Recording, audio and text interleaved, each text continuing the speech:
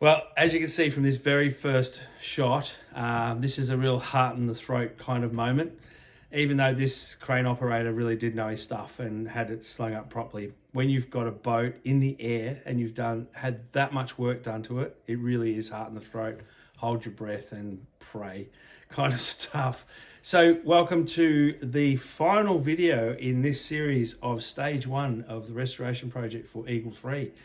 Yes, I say final video, but the story doesn't end here. This is stage 1. There is always a stage 2.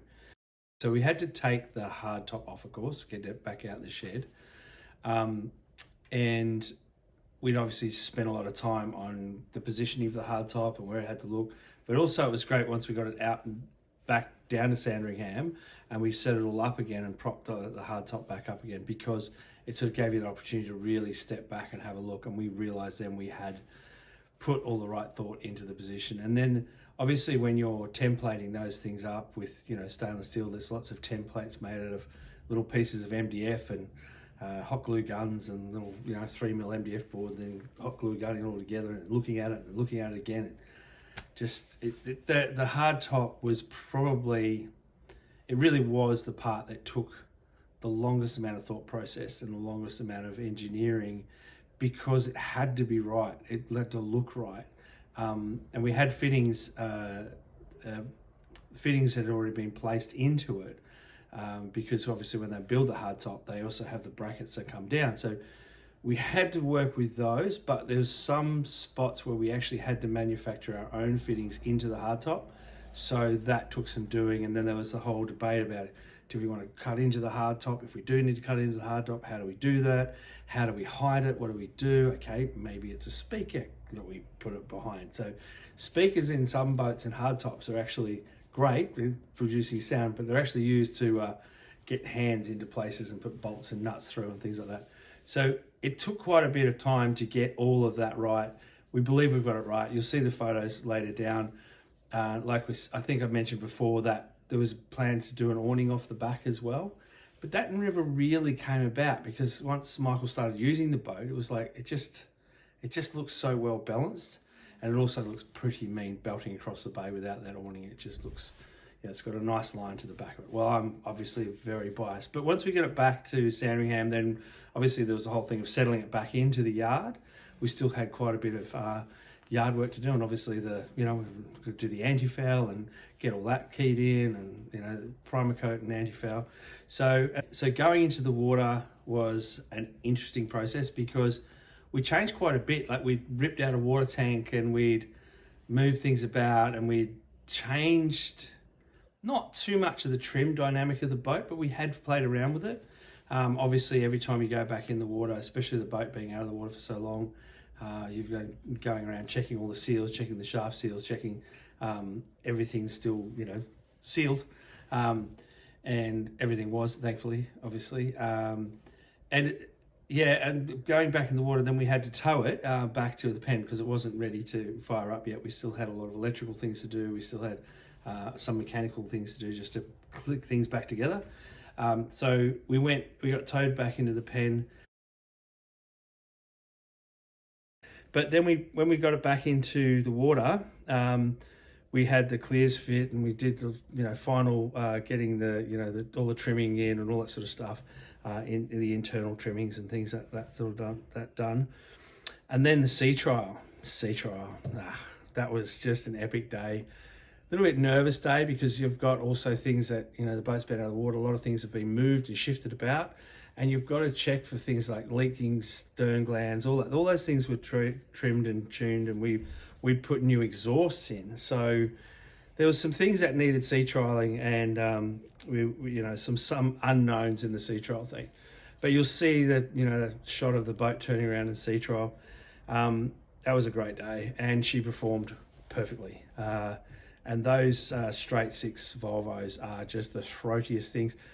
For those of you not familiar with the old 1980s Bertrams, the exhaust basically goes from the turbo mixing elbow straight out, and there's a flap at the back to stop water coming in at the back.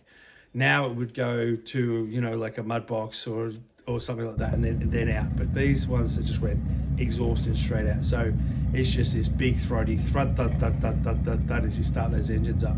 And then when you open them up, you're glad that sound gets pushed back with all the wind noise, because it is perfectly loud. I won't say loud, but perfectly loud.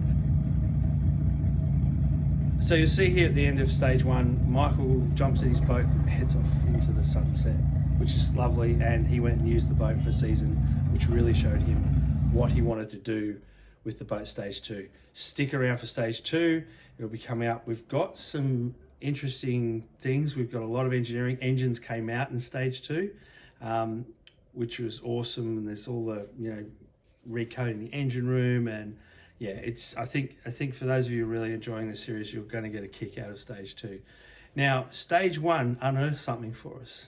Someone started watching stage 1, and it was the son of the original owner of that boat, Eagle 3's very first owner, and that is absolutely awesome. So I won't mention their names here. They might pop their hand up at some point in the comments. I certainly hope you do, guys. Yeah, it was really good to talk to them and to him about his memories of this boat and the Bertram 35. Like, in the 1980s, you'd done something with yourself if you had a Bertie 35. You know, you'd got the boat. You got the boat back in the day. They really were the thing, and they still are. And it's not because of nostalgia, and it's a little bit nostalgia, we know that. It's not because of nostalgia and all of that, and oh yeah, my dad had one and all that. There's a little bit of that, and that's a bit for Michael as well. He remembers the Bertrams, and Bertrams here in Port Phillip Bay are a massive thing, but they're a bloody good boat. It's that simple. They are a really good sea boat, and they're just so well balanced and so well trimmed. And you know, you look at a Bertram Series 1 and it sits a little bit lower in the nose when it's sitting in a pen, because it's not meant to look pretty when it's sitting in the pen. That nose comes up when you're flying along at 16 to 24 knots. You know, that's the way it was trimmed, the way it was built. So you can see I'm a little bit mad about them myself. So there's going to be some interesting things in the next, and some interesting tales in stage 2, because things started to sort of, the history of the boat started to emerge in stage 2. So I really appreciate you watching this, and hopefully it's as much fun for you watching this as it was for us doing this project. And if you are so inspired to grab a Bertie 35 and you want to pick our brain on what we did, how we did it, and or if you want us to chip in with helping you, the project manager, we'd love to do another one. We just would, and because it was just such a great project. But for those of you who know that, you do know you're going to have deep pockets and long arms, because there's a lot of things that they did right with the Bertram. A lot of, like the shape and everything they did right with the Bertram, but they are now 40-plus-year-old boats, and they do need the love that they deserve. So if you managed to rescue one from out of under someone's gum tree in a paddock somewhere, give us a call, and we're happy to just even to talk to you about it. Okay guys, I hope you've enjoyed this, and bye for now. Happy boating.